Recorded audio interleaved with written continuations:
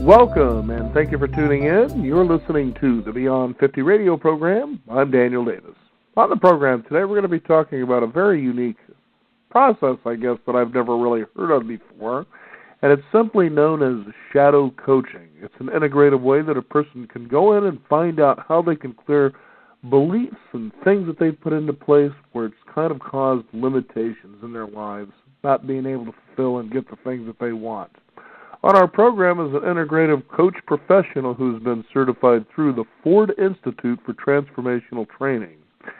You know, after years of being a stay-at-home mom in Japan, I guess it was probably time for a change, and this is what she found through Debbie Ford's books, which were processed through Hay House, and it instantly inspired her to learn more. She attended this life-transforming shadow process workshop and went on to complete a rigorous 15-month coaching training program. She's joining us today to talk about what integrative coaching is all about and how you, the listener, can find ways that you can benefit from such a wonderful way of changing. I'd like to welcome to the Beyond 50 radio program today our guest, Tammy Nakahashi. Tammy, thank you for joining us here on the program today. And thank you for having me on the show and allowing me to have this opportunity to connect with you and your audience and share my passion with you. Now, you see, listeners, that's what true confidence sounds like when you get rid of or get to know that shadow of yourself. Is that how it usually works? That's what I have definitely found for myself, yes. Now, tell us what was really going on where you found yourself in this transforming process to the point that you decided to get involved in this 15-month coaching program and where you went with your life after that. Well, I was at a point in my life where I was seeking to do something that was more fulfilling, something that I had just spent many years raising my children. They were now in college and able to take care of themselves, and I found that I was looking for something to do with the rest of my life. And I had been interested in many spiritual topics throughout the years, and somehow I wanted to apply that. And I discovered Debbie's books, and when I did discover them, it was as though it was divine timing. It just came at the right moment, and I knew that it was what I wanted to do, and I proceeded promptly to enroll in the program and not only go through the process for myself, but train to be a coach so that I can help others as well. Mm-hmm. Now, was there something that you were reading that really moved you or changed you? Was it a perspective that perhaps you hadn't seen or experienced before? Yes, Debbie's approach in using the shadow to break through those limiting beliefs, those shadows. That was different from everything else I'd read. Everything else I had read was simply in my head. There was no active participation in it. And this kind of program, it's much more experiential. So tell us about this shadow process. What makes it different or unique as far as your approach goes? So this type of coaching, and we call it breakthrough shadow coaching, and it's one of the models in the integrative coaching training programs that are offered at the Ford Institute. And all of the models are based on a framework that has 4 parts. And the first part is what we call wholeness. The second part is emotional education. The third part is story. And the fourth is about it being a heart-based process. So let's talk about number 1, wholeness. Wholeness is about recognizing that we are everything, that we're a microcosm of the macrocosm, that we are human and divine. And we each contain within us all the qualities, all emotions, all the information, all the possibilities of the universe. So while each of us is an individual, we are also part of the whole. And the whole also exists within every part of us. So what happens in any single area of your life shows up in every area of your life. So if we're not cleaning up the clutter in that physical space of our closets, then we can be sure we'll find clutter in the emotional space of our hearts as well. Mm-hmm. So when a person, let's talk about what the shadow specifically is, what people should be aware of there. Okay, yes. What is the shadow? So Carl Jung put forth this psychological concept, and this is not really the place for a deep, philosophical or psychological conversation. So I'll just try to explain it as simply as possible. That there are qualities in ourselves that we as humans deny and reject because we'd rather not be those qualities. Often that's out of some kind of fear or shame, and we want to hide them. We want to stuff them deep into our conscious, even into our subconscious self, and that's how they become our shadow. Mm-hmm. And the problem is that when we do that, then we become subject to them. They gain control over us instead of us being in control of them. Whether we choose to acknowledge them or not, they are part of each and every one of us. This is that part of the framework that I spoke of just a second ago of wholeness. We are everything. Mm-hmm. And so as long as we're refusing to acknowledge these shadow qualities, we're denying a part of ourselves. Okay. Now, this isn't a way of saying that this is a weakness that we may feel that we have that we don't want people to see, but something that probably we want to deny in ourselves, realizing it's there. Yes. The reason why we deny it and reject it is because we don't want to see it in ourselves. But in integrative coaching, this is the integrative part of the process, we unconceal these shadows, we acknowledge them, and then we embrace them. We see how they serve us. We learn from them. We hear the wisdom that they have to offer us. So, yes, it isn't about rejecting the shadows. It is about integrating them and see how we can use them in empowering ways. Now, a lot of times... Oh, go ahead. I'm sorry. So ultimately, we're taking back those qualities, reintegrating those back into ourselves and becoming whole again. Oh, okay. Now, when a person denies this shadow self, does that tend to play out as they're repressing this? Does that tend to play out in a very negative way sometimes? It does. It can affect how the choices you make. It affects the decisions you make, the actions you take, because you are so in resistance to them. You don't want to be those, so you don't want to display those behaviors, even though they might actually be exactly what you need in that moment. Mm-hmm. Now, give us an example of shadow selves, perhaps from celebrities or politicians, where they were doing that, but then it played out in a way that wasn't so favorable for them.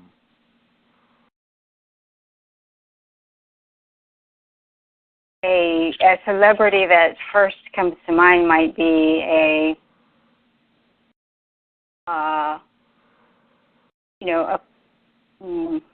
politician perhaps who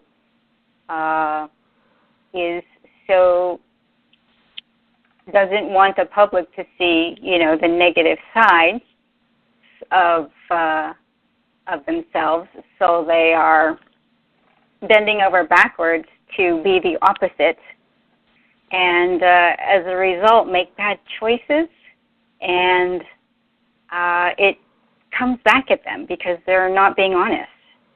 They're not being true to themselves, and then they will get attacked for that. They will be seen as a hypocrite, and ultimately they will lose the confidence of the people.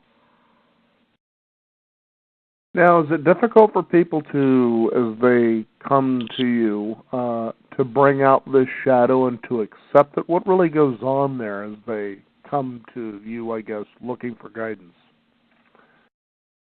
Sometimes it might be difficult for shadows to come forward in order to do that, we go into our hearts.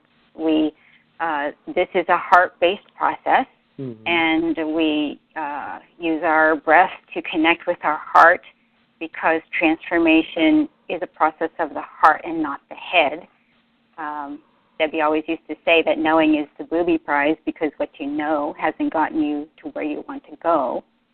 And so when we're listening to our minds, our egos are in charge. But when we move into our heart, then we allow ourselves to connect with our truth, because all the answers we need are inside. We already have all the answers. And as a coach, I don't give advice. I support the clients by helping them find their own answers. And so as they recognize their shadows, it can be a little difficult at first to acknowledge them, but we have a process for accepting them and then embracing them. This is the important part. This is the really transformational part. When you can accept and embrace those qualities that you have rejected and denied in yourself for years, that is transformation. That allows you to shift your perspective and opens you up to look in a new direction so that you can make completely different choices, look at your situation in a completely new way, and just see whole new possibilities for yourself. Now what does the breakthrough look like once that happens? I mean, we're not talking about getting rid of or fixing something, but as you said earlier in the program, this is about integration. Yes. Yes. Once you can integrate those things, then transformation looks like recognizing where I'm being a victim and what I'm getting out of that, how I'm not taking responsibility, where I'm in resistance and how I can instead be in acceptance and surrender, where I'm in fear instead of faith, how I'm limiting myself, holding myself back, and not having that life I truly desire, looking for what's wrong instead of what's right. And once I become aware of that, then I'm able to really articulate my truth. This is the wisdom we gain from looking at our shadows. Another important part of the process is looking at the emotions that come with those shadows, because they have something to teach us. So if we are angry at somebody, but we've been told it's not okay to be angry, we will deny that anger. But we encourage the client to be in touch with that anger so that it can tell them. It might be that, look, my anger is telling me somebody's overstepping their boundary here, and I need to put a boundary in place. But if I refuse to look at that anger, I don't get that knowledge. I don't get that wisdom. Now, go ahead. That's part of it. It's all about that shift in perspective and then accepting these things we've denied in ourselves. Now what does this transformation look like as you work with people? Do you see sort of like, the gray turn into colors sort of a thing, or what happens there? Oh, that's a very interesting way to put it, gray turning into colors. That's I kept remembering it was from one of the Lord of the Rings where the king was sitting there just aged and he just didn't look so good, and then Gandalf expurgates whatever was inside of him. He goes out, and all of a sudden you see the red hair come back again, and the youth and the life, that sort of a thing. And is that what you experienced there? I would say that's a very good metaphor for my experience. Yes. As a result of making these changes, it changes the way you feel about yourself. Not only are you accepting more of those denied parts of yourself, you are, in the whole process, you're actually learning to love yourself more. And as you do that, ultimately, the changes that I have made as a result of this coaching training program, I feel in alignment with the truth of who I am. And there's just nothing more inspiring than that. Well, that's very exciting, because when you think about, for instance, somebody who feels that they have become limited in their lives, they see everybody else perhaps around them achieving their goals and making it almost seem simple. And we tend to beat up on ourselves when we feel that we're less than. And to me, that seems like one of the most ultimate sins, is to have personal judgment on yourself that you're just not worthy, that you are less than. And I bet you probably run across a lot of people that you help that have that feeling. Why do we beat up on ourselves so much, do you think? We do love to beat up on ourselves and not feeling worthy, not feeling good enough, not feeling lovable. Those are all some of the basic shadows that do limit us. And so we work through that. Sometimes it's a process of self-forgiveness. There are different reasons why we fall into beating up on ourselves, and it could be that it's easier to do that than it is to look at the good in ourselves. It seems odd that we would do that, but I think everybody can kind of relate to that. It's easier to see your the bad qualities in you than to see the good qualities in you. I know it is for me. But there are qualities that if you were to look at somebody and say, wow, I'd really like to be like that. Well, because you're whole as you are already, as I mentioned before, you are already that. You just aren't able to see that in yourself. You're projecting that onto somebody else, like a celebrity, somebody you'd love to be. So it kind of makes you what goes on with people when they beat up on the Kardashians, for instance. What are their shadow selves there that they're imposing on this group of people? Yes, if you find yourself beating up on somebody else, then you can be sure that that's a projection. Right. That's a part of yourself that, yes, you have rejected. And so since you can't see it, when you walk into a room full of people, the hardest person to see is yourself. So you will project that onto other people. Well, that's if you are willing to do the work and sit down and take a look at that, you will, acknowledge that in yourself, and then recognize where that came from. And usually these shadows are formed when you are probably younger than the age of 10. And it goes back to some old experience that taught you to believe that about yourself. So we look at that. We look at that and we process the emotions. And when you can see that, you have to be able to acknowledge it, because until you can acknowledge it, you don't know what you need to change. And then we go through the process of embracing it. And mostly that centers around finding the gifts in it, because each quality, whether we have deemed it as a bad quality or not, it does have a higher purpose. Sometimes it can just be a protective thing. Sometimes it can just be letting you know that, hey, this is not okay with me. This is something I need to do something about. I need to change. Or, I need to make a different choice. So it's important to be with all of your emotions. Now, give us an example what you would consider someone that you worked with that really just, the change was so profound that it was just almost unbelievable.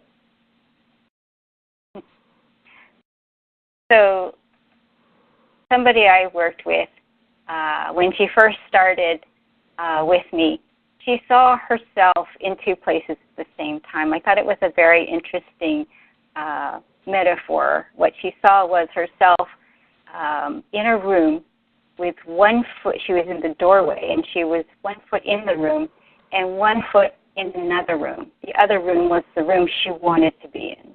She was straddling between the place where she was and the place she wanted to be.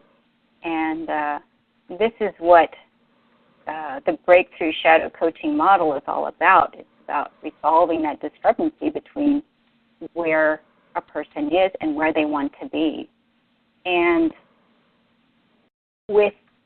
within months, she had literally stepped into that new room. It was a life-changing event for her. She had sold her house and moved to a new place. And that was all in her vision for herself. Mm-hmm. She had done it all on her own. She was married, but wasn't receiving the help from her husband, but she knew that that's what she wanted for herself. And she did it, and one step at a time. But at each, she was very, self-aware. She was very willing to do the work and take the action, and she made those changes for herself, and is now just living the life she was dreaming of. Now, is this a process that takes a while to do, or, what kind of person expect if they come to see you and they want to make these changes? Yes, what we recommend is a 10-week program, because each of the 10 sessions in that program has something different to offer. There's a new distinction or concept that is discussed each time. Not that you have to do it that way. But, it's just a matter of what your vision is for yourself and how much work you need to do to get there. So it can be a long process, but it doesn't necessarily have to be. It depends on the person. Ah, very good. Now, is there a website people can find out more about this from you? I don't really have a website, but people are free to email me or call me. And my email is tammy.nakahashi@gmail.com. It's tammy.nakahashi@gmail.com. Or my phone number, which is 303-720-1562. And if you call or email me, you can set up a time for a 60-minute sample session. And all sessions are done over the phone, so you do this from the comfort of your own home. So location and distance is not an issue. Oh, okay. The sample session will offer you a chance to experience a coaching session and then get a glimpse of it and what might be possible for you if you choose to engage in the process with me. Very exciting stuff. Tammy, thank you so much for joining us here on the program. Go ahead and give that contact information out one more time. Okay. My email is tammy.nakahashi@gmail.com, tammy.nakahashi@gmail.com. And my phone is 303-720-1562. Very good. Tammy, again, thank you so much for joining us here on the program today. What a pleasure. Thank you for having me. You bet. We also encourage you, the listeners out there, join us at Beyond50Radio.com. We'll have some information there where you can find out more about contacting Tammy in case you didn't get that down. And let's get those shadows integrated into ourselves and get out there and take care of business the way we were always meant to. I'm Daniel Davis. Thank you for tuning in. You've been listening to the Beyond 50 radio program. And remember, live your day past halfway.